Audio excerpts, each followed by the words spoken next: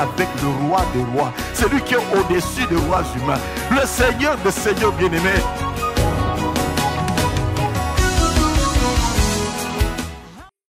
Nous relisons notre passage de Luc chapitre 1er, le verset 11 jusqu'à 15. Pour la partie du verset 13, pour gagner le temps.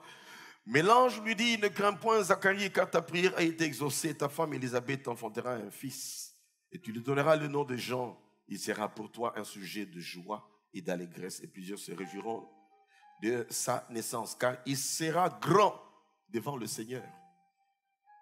Il ne boira ni vin, ni liqueur enivrante, et il sera rempli de l'Esprit Saint dès le sein de sa mère. Il ramènera plusieurs des fils d'Israël au Seigneur, leur Dieu. Il marchera devant Dieu avec l'esprit et la puissance d'Élie, pour amener le cœur des pères vers les enfants et les rebelles à la sagesse des justes, afin de préparer au Seigneur un peuple bien disposé.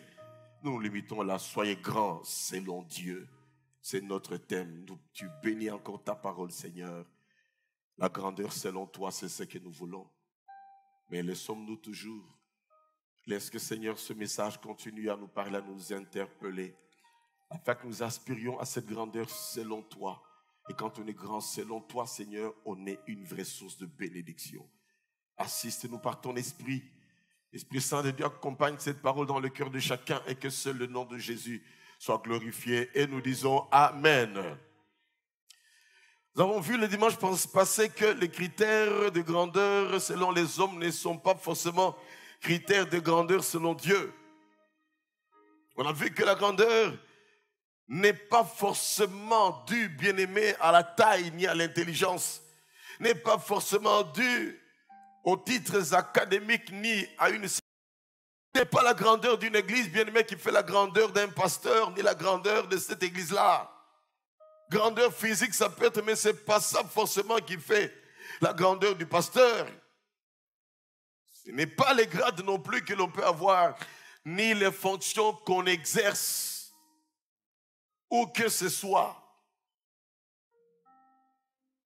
Quand on entend souvent dire, ah, celui-là, c'est un grand.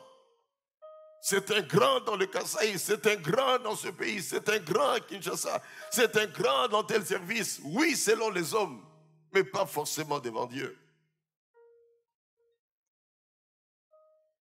Nous avons révélé dans un premier temps que la grandeur selon Dieu, c'est quand on porte le nom inspiré par Dieu et qui est prophétique. Deuxièmement, c'est quand on est sujet de réjouissance ou que l'on soit et non pas sujet de tristesse pour les gens.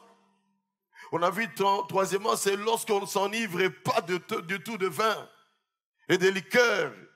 On a vu, quatrièmement, c'est quand on est rempli de l'esprit qu'on est grand.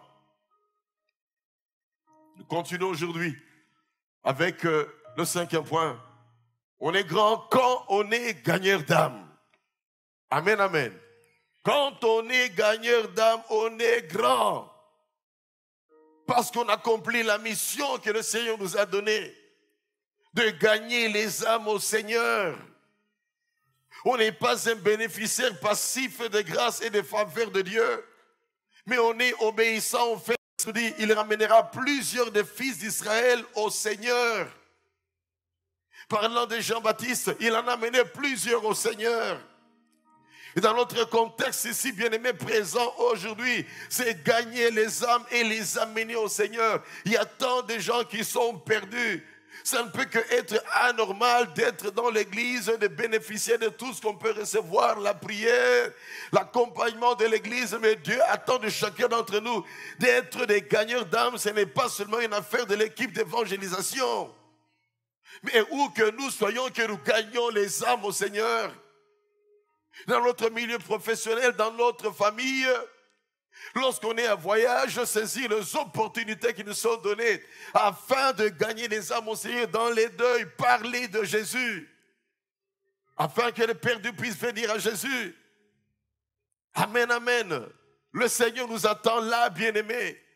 C'est facile de dire, je suis malade, Seigneur, guéris-moi. J'ai besoin du travail, Seigneur, donne-moi du travail. J'ai besoin d'un mari, j'ai besoin d'avoir un enfant, j'ai besoin de ceci. Oui, il va le faire, il veut bien le faire. Son honneur est de bénir, de rendre heureux d'enrichir également.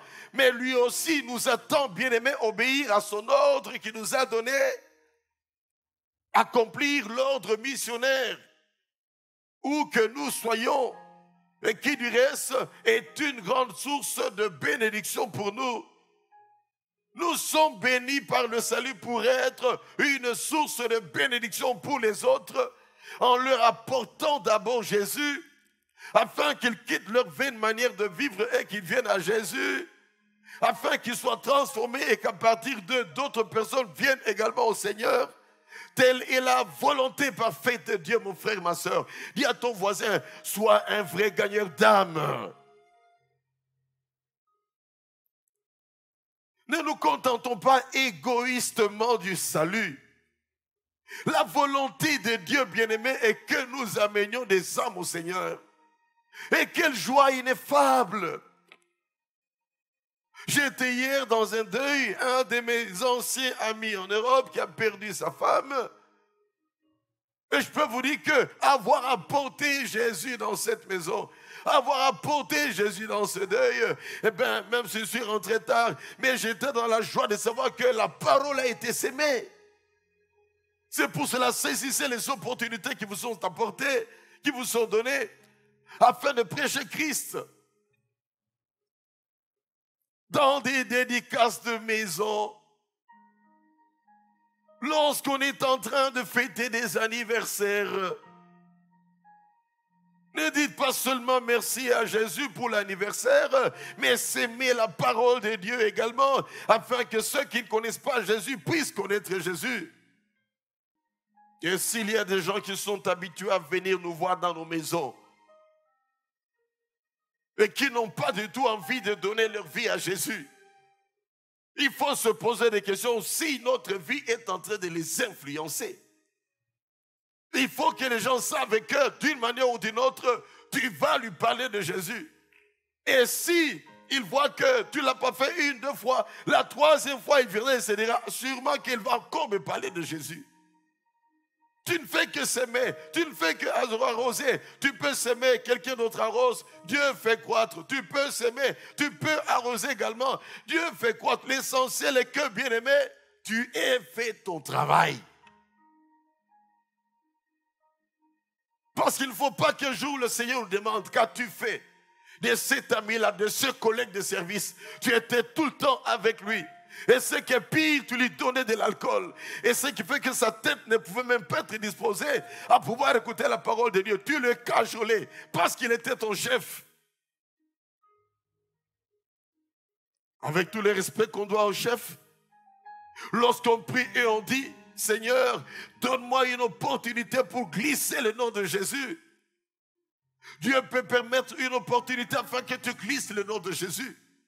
Il peut se poser des questions. Que vais-je faire? Voilà ce problème-là. Comment on va faire pour solutionner ce problème? Tu lui dis, chef, il y a quelqu'un qui a solutionné tout le problème à la croix de Golgotha. C'est Jésus. Ce n'est pas seulement le problème de salut, mais également les problèmes divers qu'on peut avoir dans la vie.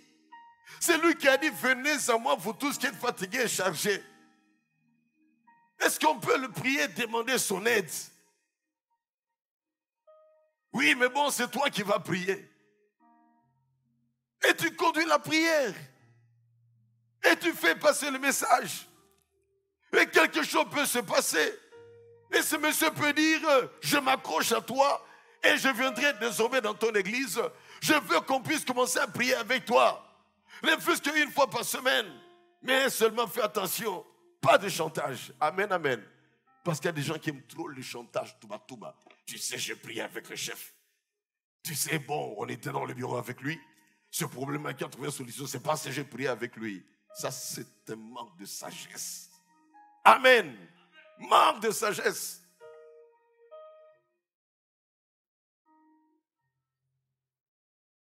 Laisse le Seigneur faire son travail.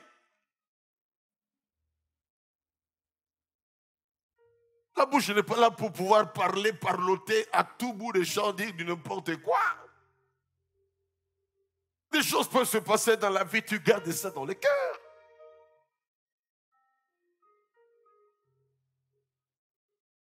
Et s'il va maintenant apprendre que tu as commencé à raconter partout, tu as prié avec lui, qu'est-ce qu'il dira de toi? Il n'est pas sage.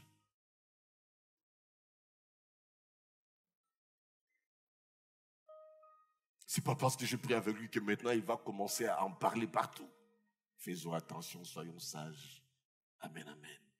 Sages comme des colombes. La sagesse dans la vie. Mettre sa main à la bouche, comme il est dit. Savoir donner sa langue au chat. Proverbe qu'on a appris, bien aimé, et qui est même dans le dictionnaire. On peut se faire disqualifier parce qu'on ne sait pas garder sa langue. On peut t'éjecter puis tu diras qu'on n'est même pas balingarangaïté. Non. Tu peux avoir vu, tu fermes ta bouche. Tu peux avoir réalisé avec, mais tu fermes ta bouche. Tu peux avoir été avec, tu fermes ta bouche. Pensez-vous que je vous dirai toutes les personnes que j'ai rencontrées dans le monde? Pas du tout, je n'ai pas besoin de vous le dire. Je les rencontre, ça se limite là, un point trait.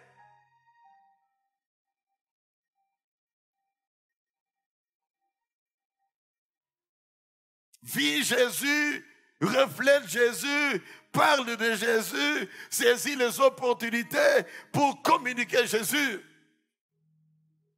Être grand bien-aimé, c'est être un gagneur d'âme. Il ramènera plusieurs de fils d'Israël au Seigneur. On dit plusieurs. On n'a pas dit tous. Donc on sèmera la parole de Dieu. Tous ne viendront pas forcément au Seigneur. Mais plusieurs viendront au Seigneur. L'important est que nous fassions notre travail, que nous accomplissions notre tâche, que nous obéissions au Seigneur. Le reste, ça c'est Dieu lui-même. Combien de fois je n'ai pas rencontré des gens qui me disent, pasteur, tu es passé dans notre église il y a tel nombre d'années. C'est à cette occasion-là que j'ai donné ma vie au Seigneur. Pasteur, tu t'es passé un jour en Belgique dans telle église. C'est ce jour-là où tu as fait un appel. J'ai donné ma vie au Seigneur. Voilà, je suis maintenant serviteur de Dieu. Et j'ai besoin de crier partout. Vous savez, c'est moi qui ai prêché à telle personne. Vous savez. Non, bien-aimé. Non seulement on a reçu gratuitement, on transmet gratuitement également, mais également nous reconnaissons que tout est grâce.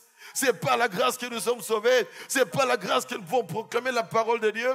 Ce n'est pas la grâce que les âmes peuvent venir également au Seigneur. Que ça soit visible, qu'il y ait beaucoup de gens, ou invisible, qu'il y ait peu de gens, que quelque chose se fasse et qu'on n'est pas au courant de cela, qu'on l'apprenne plus tard, ou qu'on même on le sache au ciel un jour.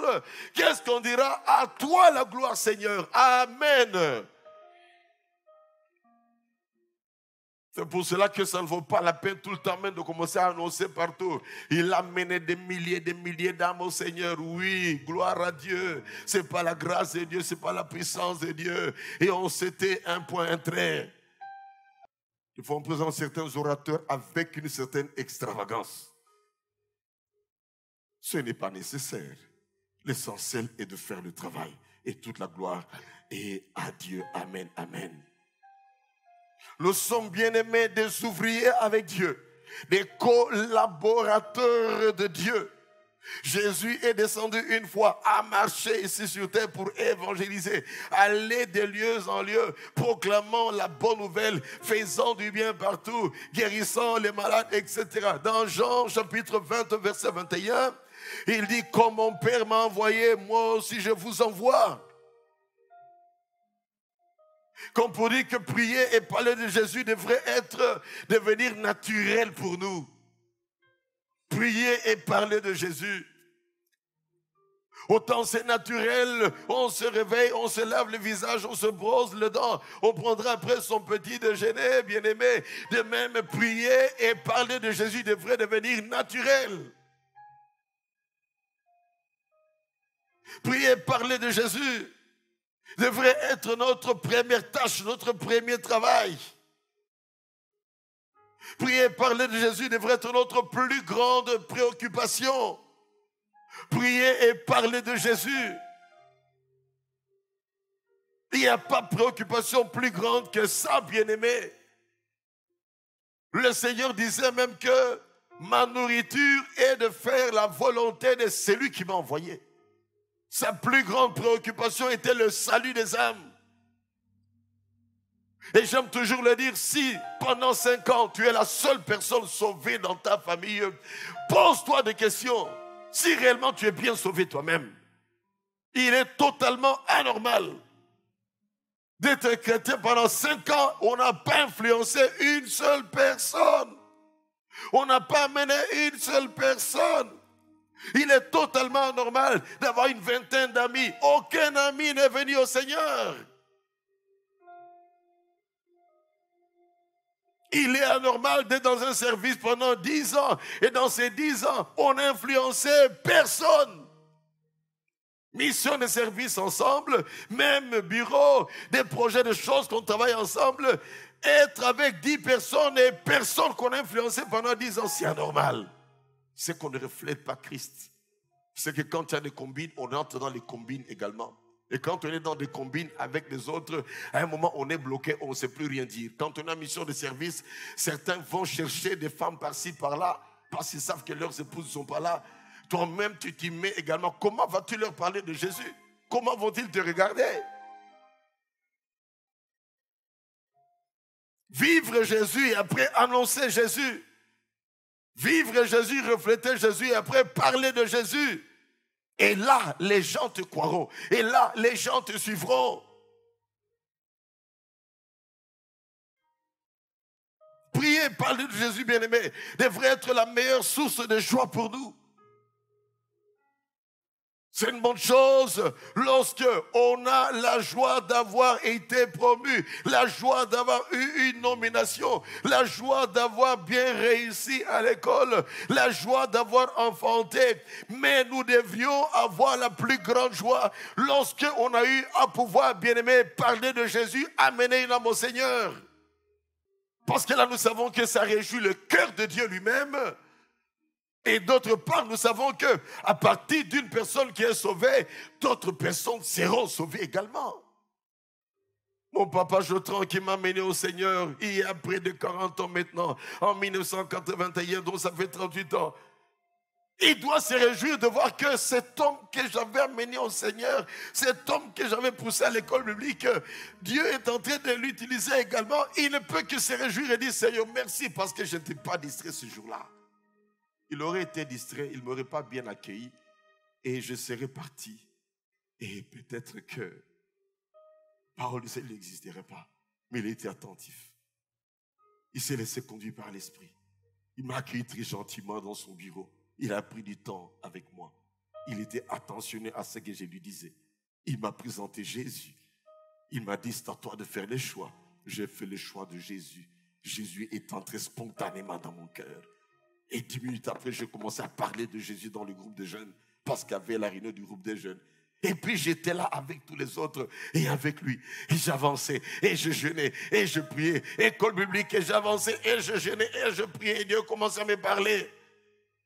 Et voilà où est-ce que nous sommes aujourd'hui. Et voilà que nous avons des extensions. Croyez-moi, le jour va s'en aller dans l'éternité, alors qu'il a maintenant 78 ans, que Dieu puisse lui accorder encore 10 ou 15 années de vie. Il pourra dire, Seigneur, je suis prêt à pouvoir maintenant m'en aller en paix parce que je t'ai servi 30 ans de mission en Belgique. J'ai fait quelques années supplémentaires en Suisse dans la retraite, étant toujours au service pour conseiller par-ci, par-là. Je suis prêt à m'en aller en paix. C'est un homme qui doit se sentir heureux. Amen. Tu dois te sentir heureux un jour de savoir que tu n'as pas gaspillé ton temps. Tu dois te sentir heureux un jour de savoir que tu as annoncé Jésus partout où tu es passé. Il faudrait que si Dieu nous donne l'opportunité de savoir que nous sommes en train de quitter ce monde, qu'on ne puisse pas regretter. J'ai gaspillé mon temps. J'aurais pu, j'ai laissé mon père mourir dans le péché. J'ai eu honte pour parler à mon chef, frères et sœurs. Une telle culpabilité à la fin de la vie, ce n'est pas une bonne chose. Tous nous passerons. C'est pour cela, ouvre ta bouche et parle. Et Jean-Baptiste ouvrait sa bouche et parlait. On le verra. Il n'avait peur de personne. Il avait une puissance extraordinaire que Dieu avait mis en lui.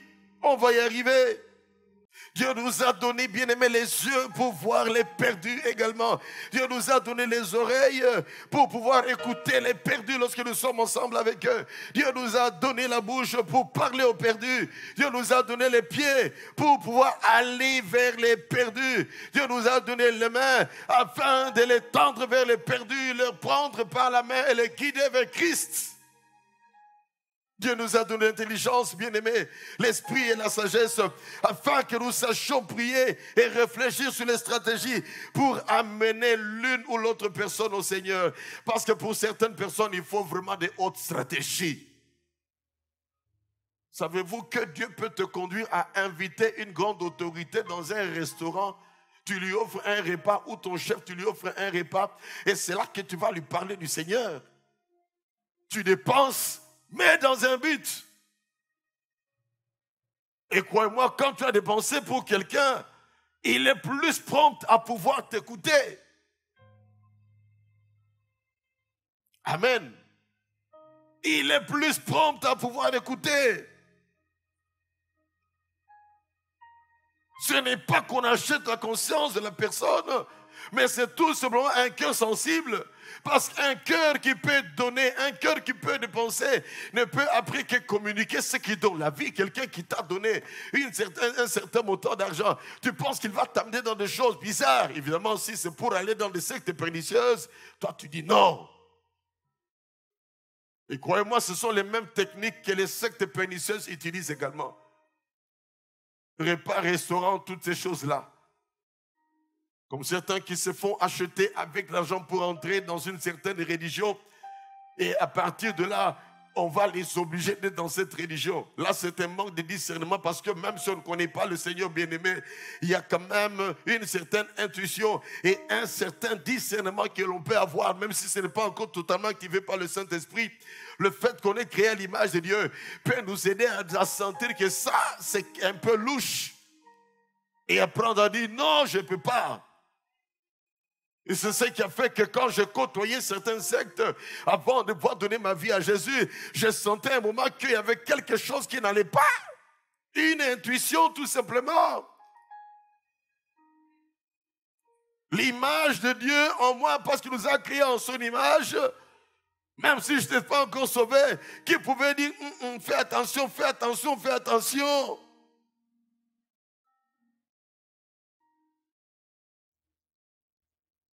Dieu nous a donné un cœur pour compatir pour les perdus.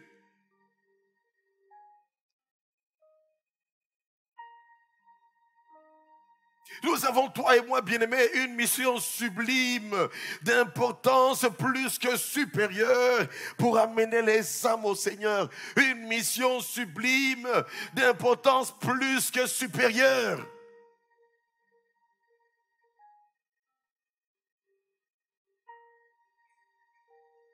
Donc la priorité des priorités dans notre marche avec Dieu, c'est le salut des âmes. Venons pas au Seigneur pour dire le confort. Seigneur, élève-moi. Seigneur, bénis-moi. Seigneur, fais ça, fais ça. Lui-même, il dit, cherche le royaume de Dieu, la justice de Dieu, et toute chose te sera donnée par ce quoi. Fais de l'Éternel tes délices, et il te donnera ce que ton cœur désire. Et faire de lui les délices, c'est quoi? C'est obéir à ce qu'il veut. Ce qu'il veut, c'est quoi? Prier et parler de Jésus partout. Il y a des fois certaines bénédictions que nous ne recevons pas parce que nous ne faisons pas l'essentiel que le Seigneur demande de faire. Et on se plaint, on va prier, on va jeûner. Tu ne gagnes aucune âme au Seigneur. Tu minimises la mission du Seigneur. Tu veux seulement recevoir de Dieu. Tu veux qu'il fasse des choses pour toi. Lui aussi te pose la question, que fais-tu pour moi? Pendant que tu réclames, fais ça pour moi Seigneur, fais ça pour moi Seigneur. Mais qu'est-ce que toi tu fais pour moi? Dis encore à ton voisin, soyons des gagneurs d'âme. Je n'ai cessé de crier, le deuxième balcon est vide. Pensez-vous que seul je peux arriver à remplir ce balcon? Par la grâce de Dieu, oui. Mais si toi tu dis, j'amène une âme cette année, mais ça fait bien aimé depuis qu'on est entré ici, bientôt 3 ans peut-être, que je suis en train de dire cela, une âme, une âme, une âme. Si chacun amenait une âme, ce balcon serait rempli. Nous naviguons déjà maintenant dans les 1950 à 2000 personnes. Si cette année, chacun amène juste une seule âme, on va même passer au deuxième culte. Mais qu'est-ce qui se passe souvent? On entre dans le culte, on adore le Seigneur, on a reçu le message. Pour certains, il s'est calmé la conscience, j'ai donné ma dîme, c'est fini, je sors, je rentre dans mon train-train quotidien. Voiture, boulot, chercher l'argent, dodo à la maison. On ne se préoccupe pas des âmes qui sont perdues. Une seule âme, bien-aimée, je vous lance le défi, parole du salut. Une seule âme, s'il vous plaît. Dans cette année 2019, une seule âme, je vous lance le défi. Et je demanderai à Dieu la grâce de commencer à refaire encore un deuxième culte. Vous entendez, les acclamations ne sont pas nombreuses, hein? Elles sont nombreuses quand on dit recevez, recevez, vous serez bénis, vous serez élevés, vous serez distingués. Ton fils deviendra aussi un jour président dans 30 ans. Là, les acclamations vont être là. Mais sers le Seigneur. Il te donnera ce que ton cœur désire.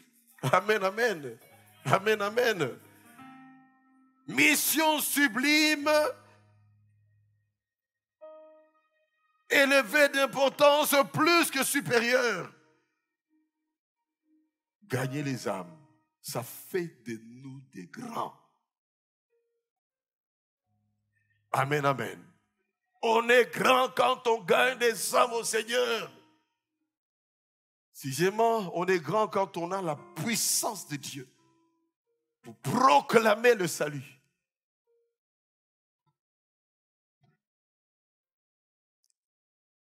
Verset 17.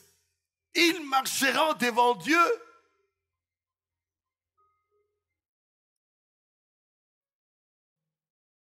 avec l'esprit et la puissance d'Élie.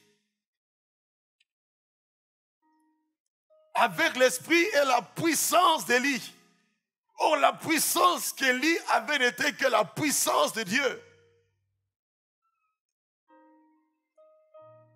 Et cette puissance se cherche dans la prière et dans le jeûne également. Je répète verset 17. Il marchera devant Dieu avec l'esprit et la puissance de Dieu. On est grand, bien-aimé, lorsque on a la puissance de Dieu avec laquelle on marche. Vous savez, quand on voit la puissance de Dieu, les gens voient tout de suite les gens en train de tomber, etc. Ne confondez pas les choses. Avoir la puissance de Dieu, c'est avoir Dieu en soi. Aller partout avec Dieu en soi. La présence de Dieu réelle en nous, chaque jour, à chaque moment. En toutes circonstances, où que nous passions. Et je peux vous assurer qu'il y en a qui font tomber les gens, ce n'est pas la puissance de Dieu. Mais Dieu peut permettre à ce qu'avec la puissance de Dieu, les gens tombent. Vous savez, le cas de Élie, quelque part, ça m'a fait poser beaucoup de questions. Il marchera avec la puissance d'Élie. Oh, nous savons que Élie a fait des miracles. Élie a ressuscité un enfant qui était mort. Élie a fait tomber le feu du ciel. Élie a opéré de grandes choses. Et son fils spirituel, Élisée, en a fait le double de ce qu'il a fait. Disons toujours que Élie a fait 8 à 9 miracles, mais que Élisée a fait plus que cela. Et nous bénissons le Seigneur. Plaise à ce que tous nos enfants spirituels de cette église puissent faire plus que ce que moi je fais. Je ne peux que me réjouir de cela. Amen, amen, amen, amen. L'église, je me suis converti, bien aimé. La salle de cette église vaut le 1/10 presque de cette salle. Et il ne peut que se réjouir de voir qu'on est allé plus loin que là où il est arrivé. On ne peut que rendre grâce à Dieu lorsqu'on voit que les fils peuvent faire plus que les pères et nous disons Amen. Jean-Baptiste n'a pas fait de miracle. Et pourtant un homme très puissant. Et on le dit, il avait la puissance d'Élie. L'évidence pour les deux bien-aimés, c'est que c'était tous les deux des gagneurs d'âme. Et c'est là où j'aime bien aimer. 2 Timothée chapitre 1 verset 7. Ce n'est pas un esprit de timidité que je vous ai donné, mais un esprit de force, d'amour et de sagesse, un esprit de force. Puissance, audace de la foi. Et les deux, ils en avaient. Puissant et audacieux. Élie l'était. Puissant et audacieux. Jean-Baptiste l'était. L'évidence des deux, c'est que les deux ont été des gagneurs d'âme.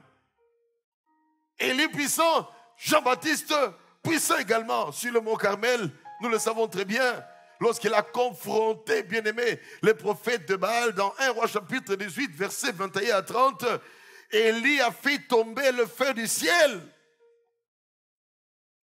Après avoir arrêté qu'il n'y ait point de pluie, sinon à sa parole. Il défie, bien aimé, les prophètes de Baal. Il fait tomber le feu. Et je dis, mais où est alors la puissance qui a fait tomber le feu avec Jean-Baptiste? Et c'est là que j'ai compris une chose. Le plus grand miracle qui puisse se passer dans la vie de quelqu'un, c'est le miracle de la nouvelle naissance et nous disons Amen.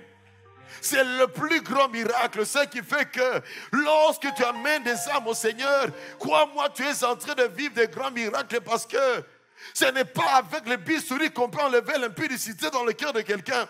Ce n'est pas avec le bistouri qu'on peut arriver à enlever, bien aimé, le cancer de l'immoralité. Ce n'est pas avec le bistouri. Mais c'est avec la puissance du Seigneur Jésus qui convainc les cœurs de péché, d'injustice, de jugement. C'est la puissance de Dieu qui peut faire en sorte qu'un homme comme Saul de Tarse, qui était en train de martyriser les chrétiens, il n'a jamais été anesthésié pour qu'on opère son cœur et qu'on ôte l'esprit meurtrier en lui. Jamais. Mais le Seigneur l'a touché, il est tombé de son cheval. Il acceptait Jésus dans sa vie comme sauveur et Seigneur. Du reste, lui-même, il a dit, qui es-tu, Seigneur? Je suis Jésus que tu persécutes. Une parole puissante qui agit dans sa vie. Et il ne sera plus jamais la même personne. Amen, amen. Alors ne sois pas là pour dire que moi je ne vois pas de signes, moi je ne vois pas de prodiges, je ne fais pas comme tel, lui quand il prie pour les malades, c'est une affaire de foi. Mais sache très bien que tu peux tout simplement prêcher les gens vont donner leur vie à Jésus. Maintenant pour vivre les prodiges, les signes et les miracles, il est question d'avoir la foi. Parce que la Bible dit, ceux qui auront cru en mon nom, ils imposeront les mains sur les malades et les malades seront guéris. Et l'audace s'impose les mains. Ils chasseront les démons et l'audace chasse les démons. S'ils prennent quelques breuvages mortels, ça leur fera point de mal. Crois que le Seigneur sanctifie tout ce que tu prends et n'aie peur de rien. Amen, amen. Chasse les démons. Pour un petit rien, intercesseur, pour un petit rien, responsable département, mon ami, viens jeûner avec moi, j'ai des problèmes. Le voile a été déchiré. Nous avons libre accès auprès du trône de grâce. Du haut vers le bas, Dieu lui-même, il a déchiré le voile qu'il y avait dans le temple. Matthieu chapitre 27, verset 51, si ma mémoire est encore très bonne. Le voile du temple s'est déchiré. On n'a pas besoin d'un souverain sacrificateur pour entrer dans la présence de Dieu. Tu n'as pas besoin d'un pasteur pour entrer dans la présence de Dieu. Tu n'as pas besoin d'un prophète pour entrer dans la présence de Dieu. Tu peux entrer librement dans la présence de Dieu. Et là, présenter tes problèmes, l'autorité a été donnée à quiconque a accepté Jésus comme sauveur et Seigneur. Amen. C'est une question de foi. C'est une question de consécration. C'est une question également d'audace spirituelle. Et quand tu passes du temps dans la présence de Dieu, le Saint-Esprit te remplit et tu peux vivre des choses qui peuvent t'étonner. Ose, bien-aimé. Ose jeûner. Ose passer du temps dans la présence de Dieu. Tu ne seras plus la même personne. Vous savez, des fois, le Seigneur s'étonne. Il se dit, mais je ne comprends pas ces gens, je leur ai tout donné. Mais certains perdent le temps quelquefois à pouvoir courir par-ci, par-là. Il est vrai que dans la communion fraternelle, entraidons-nous les uns les autres, soutenons-nous les uns les autres, oui. Mais du moment où tu ne vas pas commencer à chercher, à téléphoner pour qu'on puisse chasser un démon par quelqu'un qui est quelque part aux États-Unis ou bien au Canada.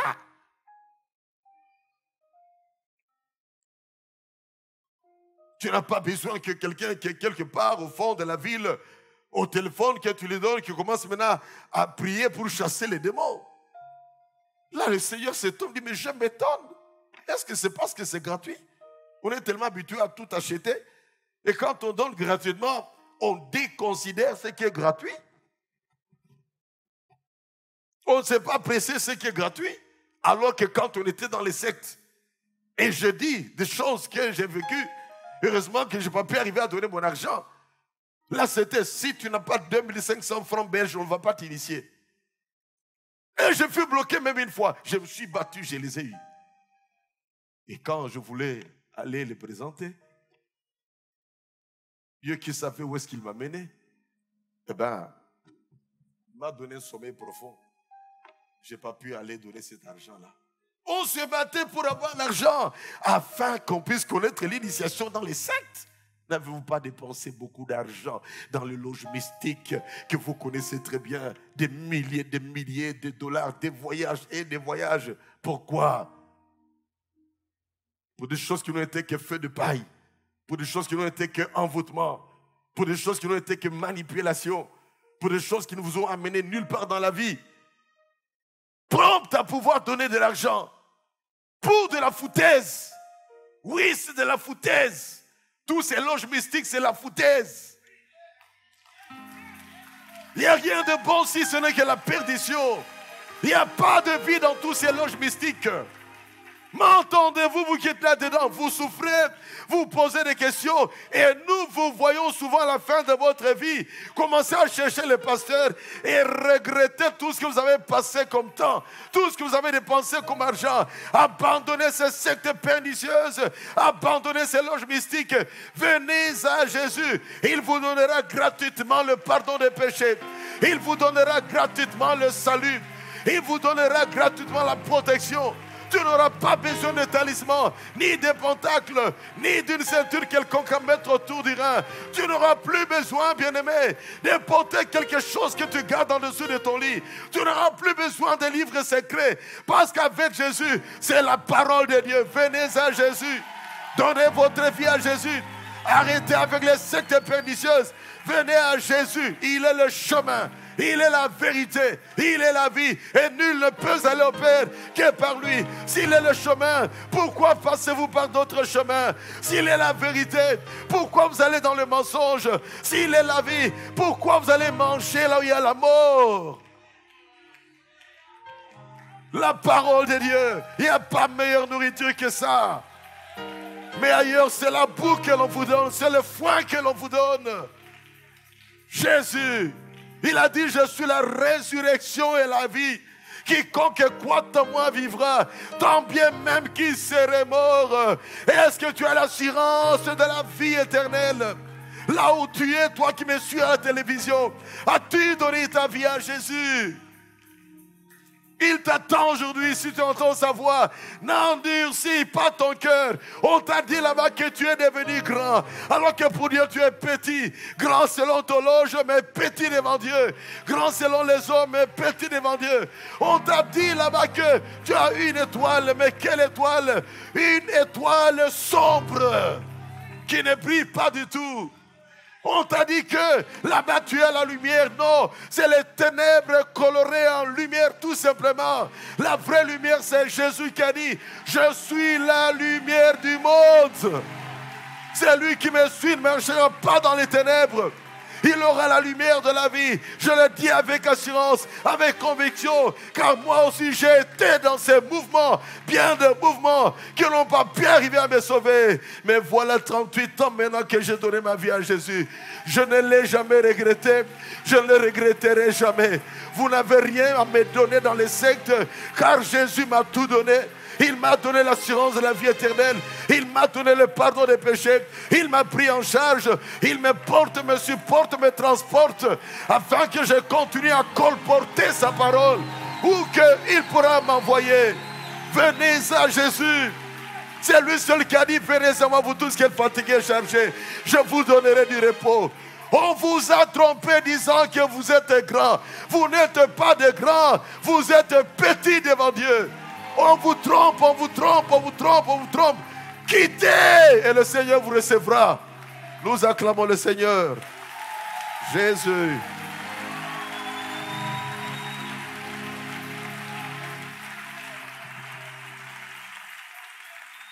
Les deux, ils avaient une spécificité, quelque chose en commun, quelque chose en évidence, le salut des âmes, et c'est le plus important. La puissance que Dieu donne, c'est pour le salut des âmes.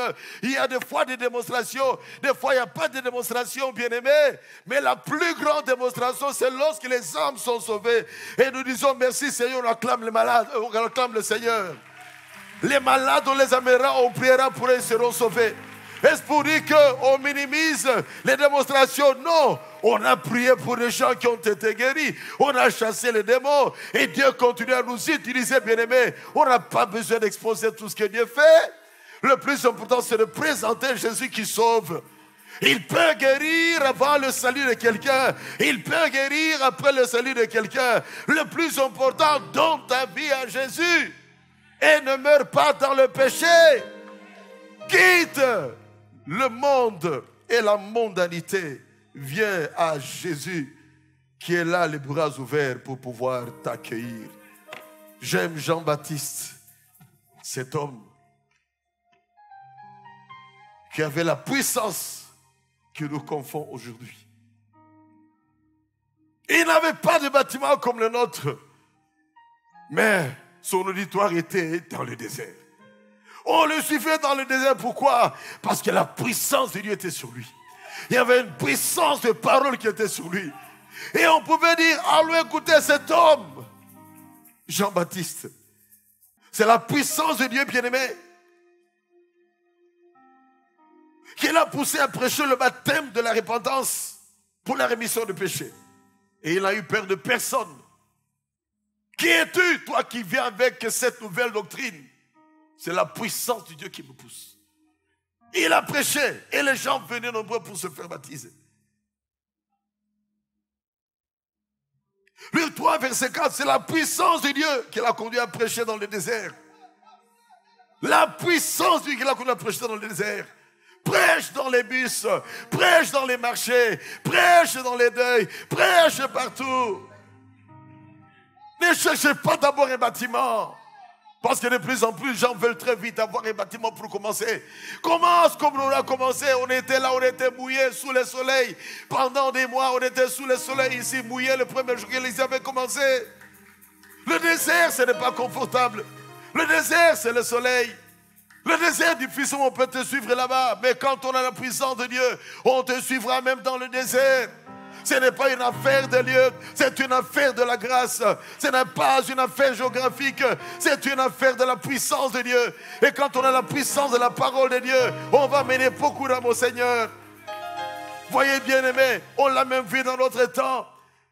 De ceux-là qui n'ont, on n'a pas vu de démonstration de guérison dans Billy Graham, mais une puissance de la parole qui a eu à toucher le monde entier. Jimmy Swaggart, on ne l'a pas vu faire des démonstrations de puissance, mais la puissance de Dieu qui a mené des milliers d'âmes au Seigneur. Par ailleurs, on a vu d'autres tels que Bénéine, que Dieu a utilisé. La puissance de Dieu a vu des démonstrations. L'un n'est pas plus grand que l'autre. Élie n'est pas plus grand que Jean-Baptiste. Et ceux-là qui ont vécu de grandes démonstrations ne sont pas plus grands que ceux qui n'ont pas vécu. Tous sont grands parce que tous, ils sont amenés des âmes au Seigneur. Est-ce qu'on peut acclamer le Seigneur? Alléluia.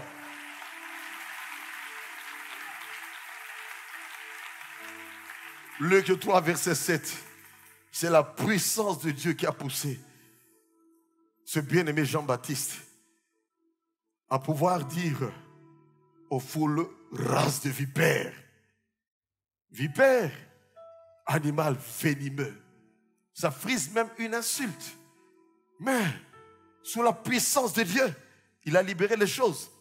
Afin que les gens comprennent que leurs cœurs sont tortueux. Le cœur de l'homme est tortueux par-dessus tout. Et il fallait qu'il puisse, bien aimé, crever les abcès. Race des vipères, qui vous a conduit à fuir le jugement à venir. Produisez maintenant des fruits dignes de la repentance. Il fallait qu'ils produisent des fruits dignes de la repentance. C'est bien de se faire baptiser. Nous voulons voir maintenant les fruits dignes de la repentance. C'est une bonne chose d'être chrétien. Chrétien, la parole du salut, notre église bien bâtie, à la Gombe, ascenseur, et tout ce qu'on veut, écran géant, des caméras automatiques qui tournent de même, prennent des images par-ci, par-là. Oui, tout ça c'est bien. Mais produisez des fruits dignes de la repentance. Et les fruits dignes de la repentance, c'est gagner les âmes. Les fruits dignes de la repentance, c'est une vie de sanctification. C'est une vie de consécration. Frères et sœurs, ne soyez jamais sujet de scandale pour qui que ce soit. Qu'on ne puisse pas te dire un jour, ce temple-là est très joli. Mais si ce temple-là est souillé, c'est d'abord toi. Quel scandale. Mieux vaudrait ne pas dire qu'on est la parole du salut que dire parole du salut, mais entre-temps, on est dans une vie sale. Qui te noie, qui te disqualifie et qui noie, qui jette la dérision sur l'église du Seigneur, parce que l'église ne sera jamais noyée. Jésus a dit, je bâtirai mon église et les portes de séjour de mort ne prévaudront jamais contre mon église. Verset 9 de Luc 3. Déjà la cognée est mise à la racine des arbres. Tout arbre qui ne porte pas de fruits sera coupé et jeté au feu. Il n'était pas léger. Il n'avait pas un message de complaisance, comme on le voit aujourd'hui. Avec beaucoup de serviteurs de Dieu, des messages de complaisance. La complaisance. Pour faire plaisir, on a peur de choquer. Quand on a peur de choquer, quand on masse avec des messages de complaisance, c'est qu'on est devenu soi-même complaisant par rapport à sa relation avec Dieu. Si on est sérieux avec Dieu, on sera sérieux également dans le message qu'on apporte. Et quand on ne parle plus de sainteté, c'est qu'on n'est plus dans la sainteté. Et des fois, plusieurs se cachent derrière les bénédictions, derrière les miracles, derrière la grâce. Bon marché. Tout est grâce, grâce pour grâce. Dieu est si bon qu'il ne peut pas punir ses enfants. Non, il est le Dieu lent la colère, riche en compassion, mais sa colère finit par se manifester. Produisez des fruits dignes de la repentance. Et arrêtez de dire, nous sommes des fils d'Abraham. Nous sommes des fils de la parole du salut. Nous sommes des fils de Verneau. Nous sommes des fils de telle religion. C'est nos pères qui ont commencé telle religion, etc. Oui, mais, race de vipère, si on n'a pas changé de vie. Produisez des fruits dignes de la repentance. Déjà, la cognée est mise à la racine des arbres. Tout arbre qui ne produit pas de bons fruits sera coupé et jeté au feu. Voyez maintenant 3 catégories de gens qu'il a touchés. On va y ajouter une 4e catégorie de personnes. Et c'est là où je vois comment, bien-aimé, cet homme avec la puissance de Dieu qu'il avait et qui a fait sa grandeur, a touché toutes les couches de la population. Premièrement, les foules, au verset 10. Les foules ont dit, que devons-nous faire donc? Alors qu'il prêchait. Au verset 10. Que ferons-nous donc? Dira la foule, les gens du peuple. Verset 11. Avec puissance, il va répondre, tu as 2 tuniques, partage avec celui qui n'en a pas. Et on peut aller ainsi, même par rapport à la nourriture et autre chose. Fruit de la repentance, partage avec les autres. Parle de Jésus et partage avec les autres. Tu n'as rien amené, tu n'emporteras rien. Tu es béni pour être une bénédiction. Même dans Actes chapitre 2, versets 37 à 38, après le merveilleux discours de Pierre à la Pentecôte de 15 minutes, on lui a posé la question, homme frère, que ferons-nous donc maintenant? Et Pierre n'a pas mâché les mots, répentez-vous, acceptez Jésus dans vos vies et vous recevrez également les dons du Saint-Esprit. Répentez-vous. N'ayez pas peur de dire à quelqu'un, répands-toi. N'ayez pas peur de lui à ce détourneur, répands-toi. N'ayez pas peur de dire à cet occultiste, répands-toi. N'aie pas peur de dire à ce polygame, répands-toi. Ce coureur de jupons, répands-toi. Ce détourneur, celui qui traficote avec vos missions de service. Plaise à Dieu que toutes ces turpitudes puissent s'arrêter. Mission de service sortie. On oblige à ce que chacun qui est parti en mission puisse ramener, retour, 30%. Ça se fait. Ah, que Dieu te bénisse.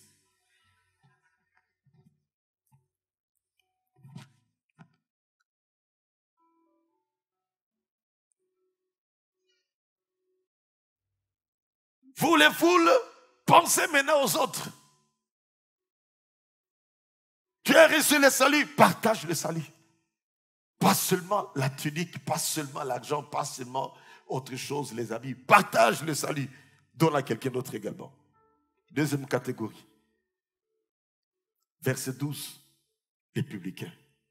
Ces publicains touchés par la parole de Dieu ont posé également la question, demandant, Maître, que devons-nous faire? N'est-ce pas pratiquement la même question? Que devons-nous faire maintenant? On a entendu la parole. Et là, il n'a pas mâché les mots.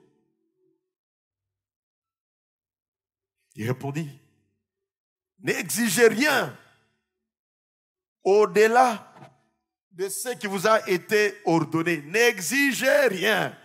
Les publicains, c'était des préleveurs d'impôts. Vous réalisez que le problème des préleveurs d'impôts ne date pas d'aujourd'hui. Ça remonte à il y a très longtemps.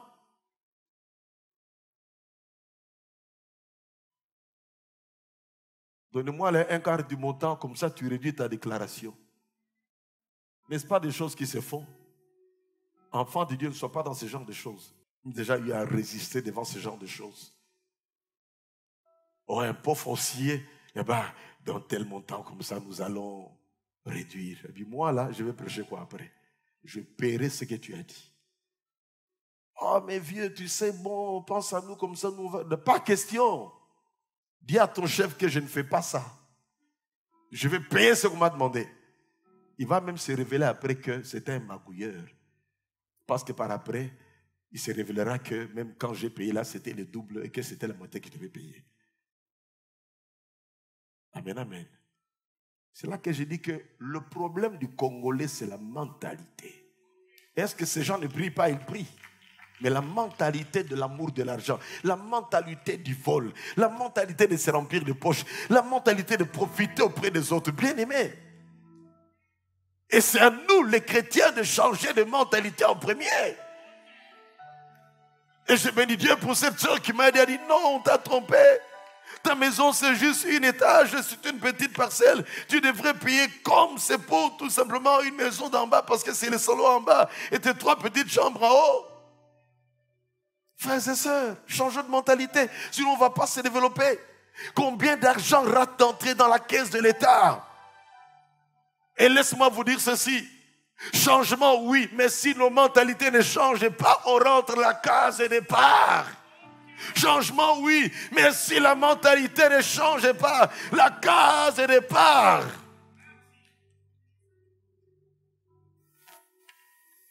Dites tous à haute voix, Amen.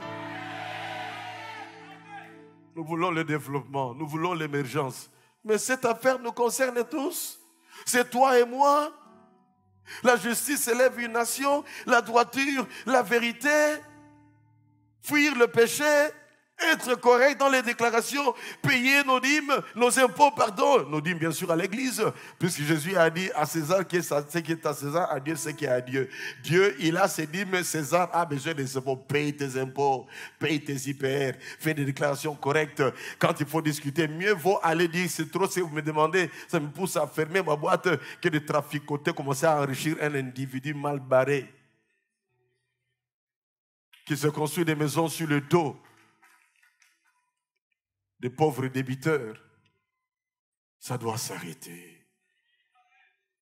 Mais ça doit commencer par le changement de nos mentalités, bien-aimés. Quand j'ai vu quelque part, vieux café zaté prochainement. Mais quand tu ne m'as pas demandé, je te donne. Maïe zaté prochainement. Quand tu n'as pas demandé, je te donne. Tu as fait une erreur, je t'arrête. Ok, d'accord. Que faut-il faire maintenant? Écoute, il faut que nous puissions aller à la police. Il dit, bon, pardonne-moi, moi aussi j'ai des gens que je commande. Quand ils me demandent pardon, je leur pardonne. D'autant plus qu'il n'y avait rien de gravissime ici et que le signe n'est pas visible. Oh non, mettons-nous de côté. Donne-moi seulement tel montant, je ne te le donnerai pas. Allons là-bas, je vais payer. Je suis allé payer, c'est entré dans la caisse de l'État. Amen, amen. Acclamons le Seigneur. Et faites de même également.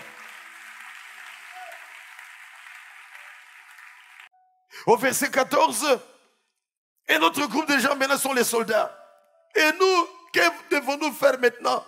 Et là, on leur répond au verset 14, ne commettez pas l'extorsion, ni fraude envers personne. Contentez-vous de votre solde. Et ce solde, quand on va l'augmenter, eh bien, on va l'augmenter, mais contentez-vous, n'extorquez pas. Entendez-vous, soldats au milieu de nous dans cette église? N'extorquez jamais, policiers, n'extorquez jamais. Contente-toi de ton solde, contente-toi de ton solde. N'en avons-nous pas vu de policiers tellement gentil, il fait bien son travail, et quand tu passes, tu dis, ce gars, il fait bien son travail, tu lui donnes. Mais les salaires seront arrangés, et les gens se contenteront bien de leur salaire. Amen, amen, nous acclamons le Seigneur pour ça. Verset 19, c'est là que nous terminons. Hérode lui-même, qui dirigeait le pays à l'époque. Notre ami Jean-Baptiste n'a pas eu peur de l'interpeller. Tu es toujours avec la femme de ton frère. Ça, c'est du péché. Hérode, tu iras en enfer à cause de cela. Arrête de sortir tout le temps avec la femme de ton frère. Un jour, l'enfant d'Hérodias était en train de bien danser devant Hérode. Hérode qui pose la question à cet enfant. Que veux-tu que je te donne? L'enfant dit, je vais aller demander à ma mère.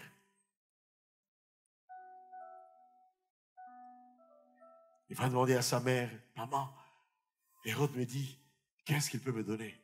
Il y a quelqu'un qui nous embête là, nous voulons la tête de Jean-Baptiste. Et la tête de Jean-Baptiste a été coupée à cause de la vérité. Et c'est ça qui fait sa grandeur. La grandeur peut nous amener jusqu'au sacrifice suprême lorsque nous prêchons la parole de Dieu. C'est pour cela, n'aie peur de rien. Prêche! On te malmène au travail, prêche! Je ne dis pas aux heures de travail, aux heures de pause, à l'un ou à l'autre. On dit que tu as fait changer les mentalités ici. Toi là, on va t'éjecter. Likamboté. Je connais quelqu'un qui, à cause de la droiture, fut éjecté quelque part où il n'y a pas de service afférent à son travail. Je ne veux pas citer ce genre de service pour ne pas pousser à commencer à mijoter. Parce qu'il avait dit, non, ça ne passe pas. Il dit, ah bon, toi, tu veux nous faire des problèmes ici. Mutation. Une mutation qui n'était qu'une punition. Et il y en a plein de meilleurs chrétiens. Mieux vaut, bien aimé, souffrir des injustices en demeurant dans la vérité, sachant que l'Éternel est vivant, il s'élèvera le dernier, que de céder et de trahir sa race. Ne trahis jamais ta race. Dis à ton voisin, ne trahis jamais ta race. Tu es un chrétien. Amen, amen. N'oublions jamais, bien-aimés, la volonté de Dieu est que nous soyons des gagneurs d'âme. Ça fait de nous des grands.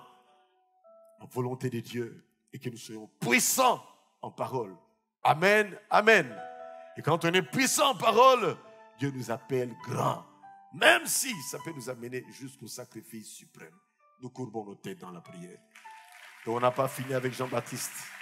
Croyez-moi, il y a encore beaucoup de leçons à avoir de lui. Nous courbons nos têtes dans la prière, bien-aimés. Alléluia. Alléluia, alléluia. Soyons grands selon Dieu, soyons grands selon Dieu. Soyons grands selon Dieu. Est-ce qu'on peut lever la voix, commencer à bénir le Seigneur?